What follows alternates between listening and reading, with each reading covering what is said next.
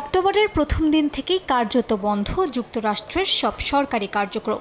Budget অনুমোদন না হওয়ায় বিভিন্ন দফতরের প্রায় ৯ লাখ কর্মী এখন বেতনহীন বা ছুটিতে। অনেকে আবার কোনো পারিশ্রমিক ছাড়াই কাজ করছেন। বিশ্লেষকদের মতে চলমান অচলাবস্থা এখন পর্যন্ত দেশটির ইতিহাসের তৃতীয় দীর্ঘতম সরকারি শাটডাউন। স্থবির হচ্ছে প্রশাসনিক সেবা, এতে অনেক কর্মী পাচ্ছেন না বেতন ভাতা। মঙ্গলবার হোয়াইট হাউসে এক মধ্যাহ্নভোজে মার্কিন প্রেসিডেন্ট ডোনাল্ড ট্রাম্প যুক্তরাষ্ট্রের এই অচলাবস্থার দোষ আবারও ডেমোক্র্যাটদের ওপর চাপান। তিনি কড়া ভাষায় হুঁশিয়ারি দিয়ে বলেন, তার প্রশাসন কোনো অযৌক্তিক দাবির কাছে জিম্মি হবে না।